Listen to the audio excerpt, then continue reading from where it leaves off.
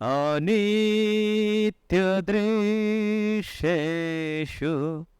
विवेच्य नित्यं तस्मिन् समाधात्य इहास्मलीलया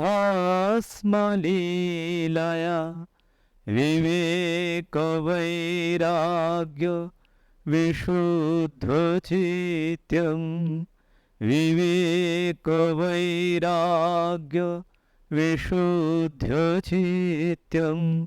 योषो विवेकी तमहं नमामि योषो विवेकी तमहं नमामि नमस्तेऽतिराजाय विवेकानन्दसूरये सच्चित्सुखस्वरूपाय स्वामिने तापहारिणे।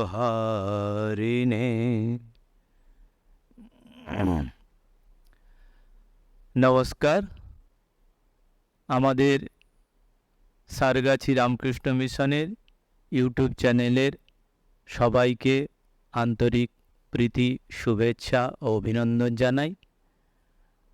আমরা কর্মের চরিত্রের উপর প্রভাব এই চ্যাপ্টারটা চলছিল, আজ তার অন্তিম পর্ব। আমরা এই চ্যাপ্টারে স্বামীজি কি বলতে চাইছেন আমরা আরেকবার দেখে নিই। কারণ কর্ম আমাদের করতেই হবে। ইহজগতে আমরা প্রত্যেকেই আসি এই মনুষ্য শরীর ধরে বিশেষ করে কর্ম করার জন্যে। তো কর্মটা আমরা কীভাবে করছি, সেটা চরিত্রের উপর কীভাবে প্রভাব পড়ে, চরিত্রটাই বা কী, সেটা নিয়ে স্বামীজি বিস্তারিত বলেছেন। আমরা একটু সেটা দেখব। এই জগতে আমাদের কর্ম করতে হবে। কিসের জন্য আমরা কর্ম করব? না, অনেক সময় আমরা ভাবি সুখ এবং আনন্দ পাবার জন্য কর্ম, কিন্তু তা নয়। এগুলো ক্ষণস্থায়ী। একমাত্র জ্ঞানের জন্যই আমরা কর্ম করি। কারণ সুখ দুঃখ মিশ্রিত কর্ম মনের উপর একটা চিত্র লিখে যায়।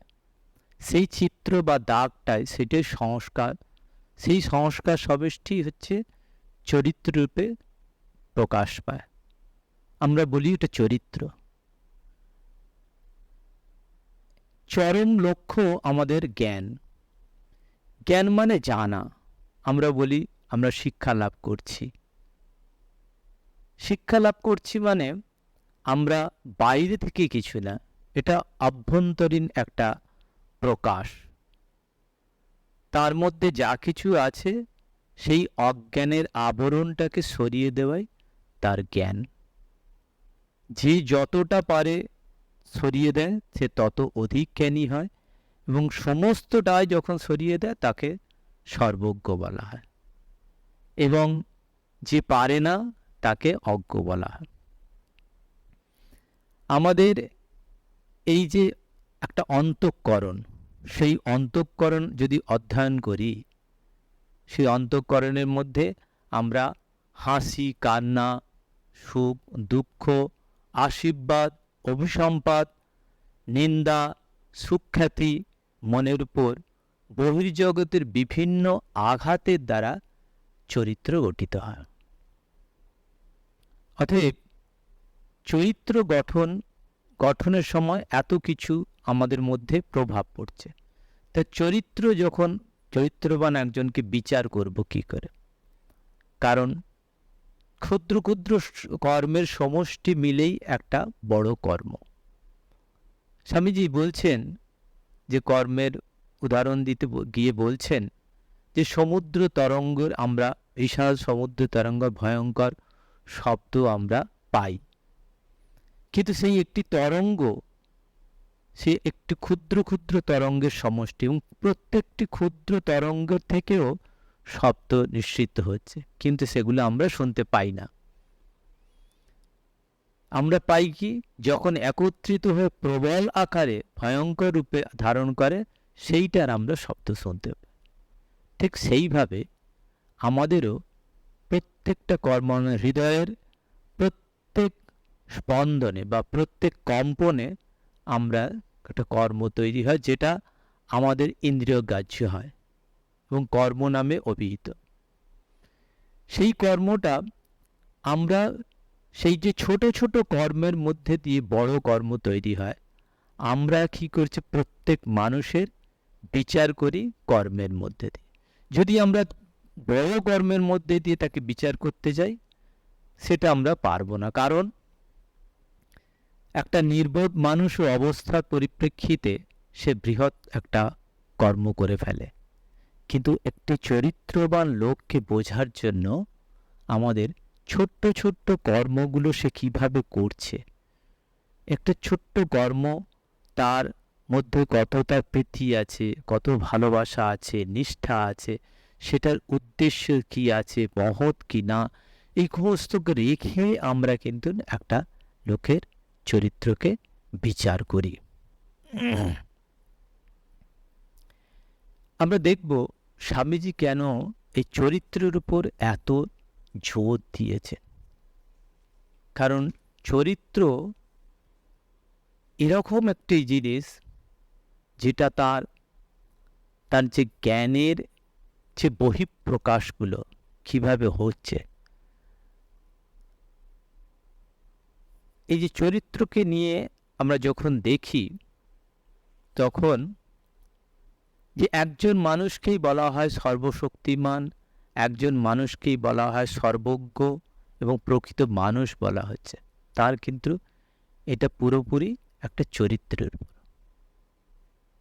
কিরকম না, তার যদি একটা কেন্দ্র ধরি, সেই কেন্দ্রের মধ্যে সে সমস্ত শক্তিকে যেন আকর্ষণ করছে এবং তার মধ্যে দ্রবীভূত করছে, করে একটা বিরাট তরঙ্গ আকারে জগতের মধ্যে সে প্রক্ষেপ করছে। এই যে শক্তিটা, এটাই যেন হচ্ছে চরিত্রের শক্তি হিসাবে প্রকাশ পাচ্ছে। এগুলো কিরকম না, হচ্ছে কি যে একটা ইচ্ছার প্রকাশ, ইচ্ছার প্রকাশ মানে সেই চিন্তার প্রকাশ বা ইচ্ছার প্রকাশই কর্মের প্রকাশ। প্রচণ্ড ইচ্ছাশক্তি সম্পন্ন মানুষ তিনি যখন কর্ম করেন এবং সেই প্রচণ্ড, তিনি বলছেন, স্বামীজি বলছেন যে গণ্ডূষের সমুদ্র পান করবে, এরকম ইচ্ছা শক্তিটা এরকম। সেই ইচ্ছা শক্তি তাঁরই প্রকাশ হচ্ছে কর্মে প্রভাবিত হয়, কর্মরূপে জগতে প্রকাশিত হচ্ছে।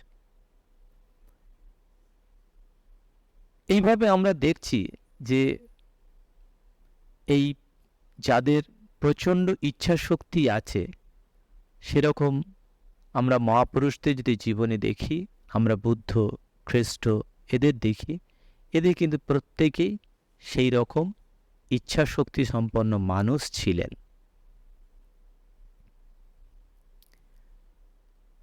এই ইচ্ছা শক্তি সম্পন্ন মানুষ তারা কিভাবে তারা কাজ করছে, মানে একটা ইচ্ছা শক্তি সম্পন্ন মানুষ গঠন হতে গেলে তারা, কারণ তাদের এই যে তারা যে প্রকাশ পেয়েছে, তাদের তরঙ্গটা, তাদের সেই মানে ভাবটা, সেই ভাবটা কিন্তু এই জগতে আছে। আমরা যখনই সেই চরিত্র সম্পন্ন এবং সেই রকম ইচ্ছা শক্তি সম্পন্ন হয়ে উঠব, তখনই একটি সেই মহামানবে পরিণত হয়। তার মানে সেই তরঙ্গ আমাদের যেন এখানে আছে, বিদ্যমান এবং এগিয়ে চলেছে, সেটাই প্রভাবিত করছে। জগতের ভালো জিনিসটা, তার যে আদর্শ জিনিসটা, সেই আদর্শ জিনিসটা প্রতিফলিত হচ্ছে এদেরই দ্বারা।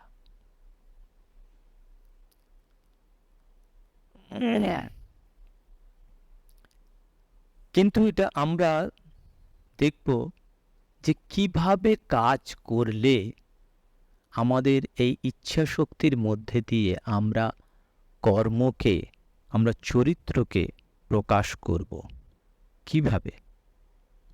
কারণ বলছেন যে কর্ম করব কিভাবে না, গীতাতে বলছেন, ভগবান বলছেন কিভাবে, বলছেন যে যোগস্থ কুরু কর্মাণি সঙ্গম ত্যক্তম ধনঞ্জয়, যে যোগযুক্ত হয়ে সিদ্ধ্যা সিদ্ধ সমো ভূত্বা সমোত্তম যোগ উচ্যতে। তিনি বলছেন যে যোগস্থ হয়ে ফলাকাঙ্ক্ষা ত্যাগ করে এবং সিদ্ধি ও অসিদ্ধিকে সমান জ্ঞান করে তুমি কর্ম করো, এরূপ সমত্ব বুদ্ধিকেই যোগ বলছে। সেই যোগস্থ হয়ে কর্ম কর। আবার কি বলছে যে কর্মসু কৌশলম, কিরকম না বুদ্ধিযুক্ত জহাতিহ উভে সুকৃত দুষ্কৃতে তস্মাদ যোগায় যুজ্যস্য যোগ কর্মসু কৌশলম।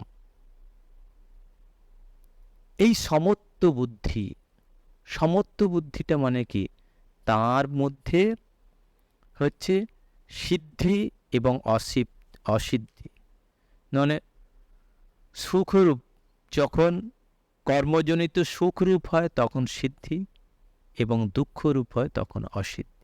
এর মধ্যে আছে লাভ অলাভ,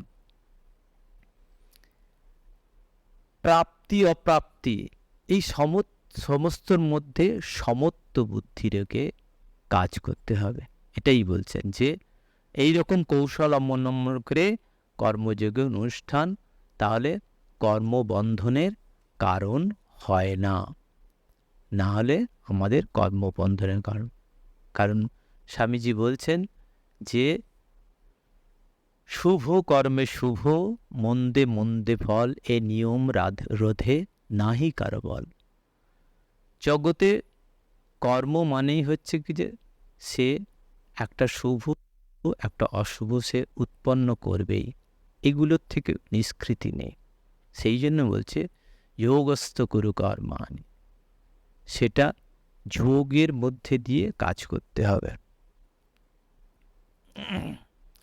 আমরা যখন কাজ করি আমাদের প্রত্যেকের মধ্যে একটা উদ্দেশ্য নিয়ে যেন কাজ করি।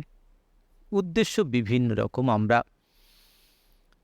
সাধারণ মানুষ হিসাবে আমরা অর্থের জন্য, মানে অর্থের উদ্দেশ্য, যশের উদ্দেশ্যে, মান যশ, খ্যাতিপত্তি, সম্পত্তি, বিভিন্ন রকম চাওয়া পাওয়া, এই উদ্দেশ্যে আমরা কাজ করি। কিন্তু সেই উদ্দেশ্যে কাজ করলে, সেইগুলো কাজ করলে আমাদের এই যে যোগস্থ হয়ে কাজ করা যাবে না। তাই কি বলছেন? তাই বলছেন যে স্বামীজি নিজেই বলছেন, কীরকম বলছেন, যে সেবা যোগের মধ্যে দিয়ে কর্ম করতে হবে। সে কর্মটা কীরকমভাবে? সেবা যোগের মধ্যে। আমরা অনেক সময় আমাদের একটা সারা জীবন কাজ করলাম, কাজ করার পরে আমাদের কিছু দুষ্কর্মও হয়ে গেল, সেটা যেন মুক্তি পাওয়ার জন্য, সেখান থেকে লাঘব করার জন্য আমরা একটা মন্দির, একটা কিছু একটা করে দিলাম। সে করে দিয়ে আমরা সেখানে যেন মনে হচ্ছে আমাদের সেখান থেকে উদ্ধার পাব না, সেটা করলে হবে সেবা যোগ। স্বামীজি যেন দিয়ে গেলেন, শিব জ্ঞানে জীব সেবা, জীবে প্রেম করে যেই জন, সেই জন সেবিছে ঈশ্বর। এই সেবা যোগের মধ্যে দিয়ে আজকে মহাসৌভাগ্যের বিষয় যে স্বামী বিবেকানন্দের গুরু ভ্রাতা স্বামী অখণ্ডানন্দজি মহারাজের এই পবিত্র স্থানে যেখানে সেবাযোগ্য যেন স্বয়ংক্রিয়ভাবে এখানে প্রতিষ্ঠিত, এখানে স্বামী অখণ্ডানন্দজি মহারাজ তার সেবার মধ্যে দিয়েই এই মিশনে প্রতিষ্ঠা করে গেছেন। তিনি সে দুর্ভিক্ষ পীড়িত মানুষদের সেবা করেছেন। তিনি এখানকার কিভাবে ছেলেদের কিভাবে শিক্ষার মধ্যে দিয়ে কিভাবে তাদের স্বয়ং নির্ভর করার জন্য সমস্তর মধ্যে দিয়ে তাকে সেবাযোগ্য এখানে রয়েছে। এই আশ্রমের মধ্যে একটা সবসময় অহরহ একটা সেবাযোগ্য করে চলছে। সেই সেবাযজ্ঞের মধ্যে দিয়ে কাজ করলেই আমাদের কি হবে না, সেটাকে সংযম শেখাবে। সেই সংযম থেকে আমাদের প্রচণ্ড একটা ইচ্ছা শক্তি উৎপন্ন হয়।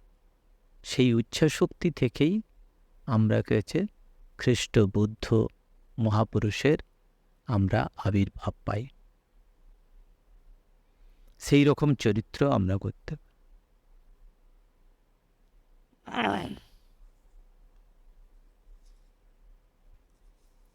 কর্ম আমরা কেন করব? এই যে সেবাযজ্ঞের মধ্যে দিয়ে বললাম, মানে কেউ কেউ কর্ম করে তার উদ্দেশ্য, কেউ কেউ কর্মের জন্যই কর্ম করে, কেউ হচ্ছে সেবাযোগ্য যেটা মহৎ উদ্দেশ্য, মহৎ উদ্দেশ্যে সেবা করছে। এই যে কর্মটা করা হচ্ছে সেটা ভগবান শ্রীকৃষ্ণ বলছেন যে কর্মটা আমরা যে করব সেটা কিভাবে করব, সেটা হচ্ছে কি যে না নিষ্কামভাবে করা। সেই নিষ্কামভাবে বলছেন ভগবান বলছেন যে গীতাতে বিখ্যাত তার মন্ত্রের মধ্যে দিয়ে বলছেন ভগবান কর্মণ্যেবাধিকারস্তে মা ফলেষু কদাচন মা কর্মফল হেতুর্ভু মা তে সঙ্গস্য কর্মণি। বলছে কর্মে অধিকার, কর্মফলে কখনো তোমার অধিকার নেই। কর্মফল যেন তোমার কর্ম প্রবৃত্তির কারণ না হয়। আবার কি বলছে, কর্মত্যাগীও যেন তোমার প্রবৃত্তি না হয়। অর্থাৎ তুমি নিষ্কামভাবে কর্ম করো। মানে বলছে কর্ম প্রবৃত্তির কারণ না হয়, আবার যেন কর্মত্যাগেরও যেন তোমার প্রবৃত্তি না হয়। মানে কর্ম করব এই ঝোঁকও নয়, আবার কর্ম ছেড়ে দেবো সেটাও নয়। কর্ম যখন আসবে তখন অবশ্যই করতে হবে। আমরা যতক্ষণ থাকবো ততক্ষণ আমাদের কর্ম, কিন্তু সেইটা কীরকম নিষ্কাম কর্ম। আমাদের কর্ম আমাদের আছে, কর্ম করতে হবে, কিন্তু ফল আকাঙ্ক্ষা নয়। এটাই বলছে। সেটাই বলছেন যে এটা বড় একটা, এই কর্ম আমাদের যে একটা বড় আদর্শ একটা রেখে যাচ্ছে, এবং কঠিন একটা সমস্যাও। কীরকম না, তীব্র কর্মশীল হওয়ার জন্য বলছেন। স্বামীজি বলছেন কর্ম করে যা, কর্ম করে যা, কর্ম করতে করতে তোরা মৃত্যু পর্যন্ত বরণ কর। কিন্তু সেই কর্মটা কিন্তু ওই সেবাযোগের মধ্যে, সেই কর্ম করব আমরা। একটা কর্মের সবসময় একটা ভালো মন্দ দিক থাকে। যদি সেবাযজ্ঞে না করি আমাদের কিন্তু ওই ভালো মন্দ কর্মের মধ্যেই আমরা বদ্ধ হয়ে যাব, আমরা সেখান থেকে বেরোতে পারবো না। এরকম বলছেন যে তীব্র কর্মশীল হতে বলছে, সর্বদা আমাদের কর্ম করতে হবে। তাহলে বিশ্রাম আমরা কোথায় পাবো, কিভাবে পাব? বলছেন যে জীবন সংগ্রামে একদিকে কর্ম, যার ক্ষিপ্র আবর্তে আমরা বিঘূর্ণিত, আর একদিকে সব ধীর স্থির, যেন নিবৃত্তি উন্মুখ, চারিদিকে শান্তিময়, কোনরূপ শব্দ বা কোলাহলী নেই, কেবল জীবজন্তু, বৃক্ষপুষ্প, পর্বতরাজি, সমন্বিত প্রকৃতির শান্তিময় ছবি।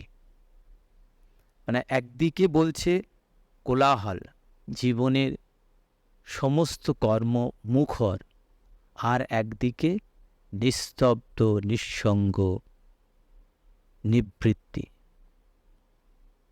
এই দুটো বিপরীত, বলছে কোনোটাই সম্পূর্ণ চিত্র নয়।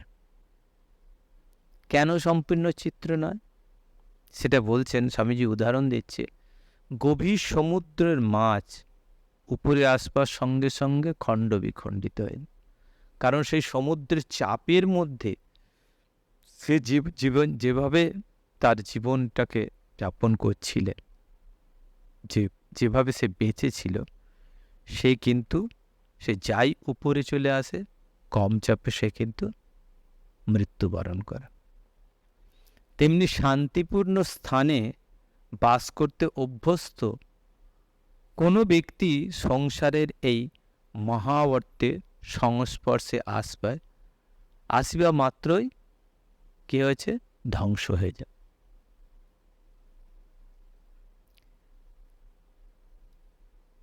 যে ব্যক্তি কেবল সাংসারিক ও সামাজিক জীবনের কোলাহলেই অভ্যস্ত, সে কি কোনো নিভৃত স্থানে স্বস্তিতে বাস করতে পারে? যন্ত্রণা হয়তো তার মস্তিষ্ক বিকৃত হয়ে যায়। সেই জন্য বলছেন যে আদর্শ পুরুষ তিনি, যিনি গভীরতম নির্জনতা ও নিস্তব্ধতার মধ্যে কর্মী এবং প্রবল কর্মশীলতার মধ্যে মরুভূমির নিস্তব্ধতা এবং নিঃসঙ্গতা অনুভব করেন। তিনি সংযমের রহস্য বুঝেছেন। দেখুন, একদিকে বলছেন যে তিনি বলছেন একদিকে গভীরতম নির্জনতা, নিস্তব্ধতার মধ্যে তীব্র কর্মী, এবং আর একদিকে বলছে প্রবল কর্মশীলতার মধ্যে মরুভূমির নিস্তব্ধতা, নিঃসঙ্গতা। এই যে বৈপরীত্য, এই বৈপরীত্যের মধ্যে যিনি রহস্যটা বুঝেছেন, তিনি প্রকৃত আত্মসংযম করেছেন। দেখুন, আমরা যদি একটু তাকিয়ে দেখি, ভগবান শ্রীকৃষ্ণ তিনি তো পার্থের সখা, তিনি তো অর্জুনের সখা। তিনি অর্জুনকে সব সময়ের জন্য তিনি রক্ষা করছেন, তিনি কর্ম উপদেশ দিচ্ছেন, তিনি সঙ্গে আছেন। তাহলে গীতার মতো একটা আত্মতত্ত্ব, যেখানে শ্রেষ্ঠ একটা অবস্থা, যেখানে জীবনের তার গতি নির্ধারণের একটা মুহূর্ত দিক, সেইটা তিনি কেন যুদ্ধক্ষেত্রে বলতে গেলেন? এটা একটা বড় প্রশ্ন, যে কেন তার এতগুলো জীবনের মধ্যে দিয়ে, এতগুলো সময়ের মধ্যে দিয়ে তাকে সে কি ওই উপদেশ দেওয়া তার সময় হয়নি? তিনি কেন এরকম একটা যুদ্ধক্ষেত্রে উপদেশ দিতে গেলেন? ঠিক এই জায়গাটায় আমরা একদিকে প্রচণ্ড কর্মক্ষম, মানে একদিকে বলছেন যে প্রবল কর্মশীলতার মধ্যে দিয়ে তার নিস্তব্ধতা অনুভব করা, আবার নির্জনতার মধ্যে দিয়ে প্রচণ্ড কর্মের গতি, কর্মী। এই জন্য স্বামী বিবেকানন্দ যেন বলছেন ঠাকুরকে, শ্রীরামকৃষ্ণ, তিনি বলছেন কর্ম কঠোর। তার এই হচ্ছে কি যে স্থির মধ্যে দিয়ে তার প্রচণ্ড গতি কর্মের, যে চিন্তার মধ্যে দিয়ে মানুষকে বলছে স্বামীজি বলছেন কাদা তালের মতো তিনি পোটলা পাকিয়ে জানেন ইচ্ছে মতো তিনি জীবন গঠন করে দিতে পারেন। বলছে তার ধূলিকণা থেকে লাখো লাখো বিবেকানন্দ তৈরি হতো।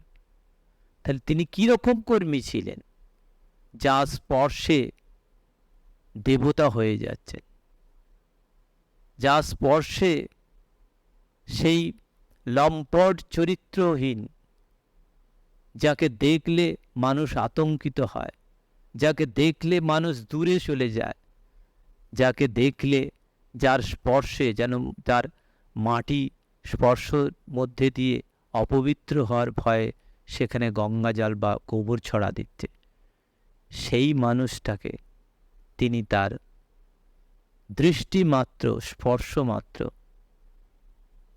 তিনি তাকে মহাপুরুষ করে দিচ্ছেন। কি করে সম্ভব? তো কর্মী না হলে? সেখানেই যেন কর্মের রহস্যটা, কর্মযোগের যেন এটাই আদর্শ, এটাই রহস্য, সেই জিনিস তিনি দেখিয়ে দিচ্ছেন। আমাদের এই স্বামীজির এই কর্মর মধ্যে দিয়ে, চরিত্রের মধ্যে মানুষ প্রত্যেকের কর্মের মধ্যে দিয়ে, তার প্রত্যেকটা কর্মের মধ্যে দিয়ে তার মনের মধ্যে যে ছাপ পড়ে, সেই ছাপটাই হচ্ছে তার কাছে চরিত্র, এবং সেই চরিত্রই তাকে তার কর্মের রূপটাকে দেওয়ার প্রগতি পাবে। সে কীরকম, মানুষটি কীরকম না এই রকম, তার চিন্তা ভাবনা শক্তি তার সমস্তটা প্রকাশ পাচ্ছে কর্মের মধ্যে দিয়ে, এইটিকে চরিত্রের মধ্যে। সেই চরিত্রবান ব্যক্তি তার কীরকম কর্মটা গতি নেবে না, সে যেরকম মহান চরিত্র হবে তার গতিটা সেরকম।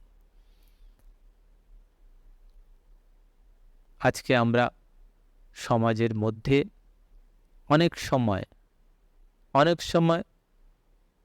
যে অনেক কর্মের মধ্যে দিয়ে আমাদের জগতের এমন একটা অবস্থা আসে যেন মনে হচ্ছে একই হয়ে গেলে।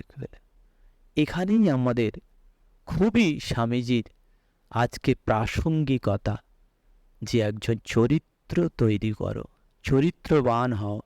স্বামীজি সেই একই প্রাসঙ্গিকতা যেটা স্বামীজি বলেছিলেন আর সব হইয়া যাবে, যখন পরাধীন ভারতবর্ষের জন্য স্বামীজি ডাক দিয়েছেন যে কেবলমাত্র চরিত্রবান 100টি চরিত্রবান যুবকের প্রয়োজন,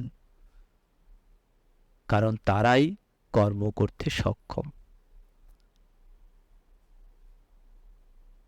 আজকে আমাদের এই কর্ম চরিত্রের উপর প্রভাব, এই চ্যাপ্টারটি এখানে শেষ হলো। পরবর্তী দিনে নতুনভাবে শুরু হবে নতুন চ্যাপ্টার। আমরা এর পরের চ্যাপ্টার থাকবে, তখন আমরা শুরু করব। ওম শান্তি শান্তি শান্তি। হরি ওম তৎসৎ। শ্রীরামকৃষ্ণার্পণমস্তু।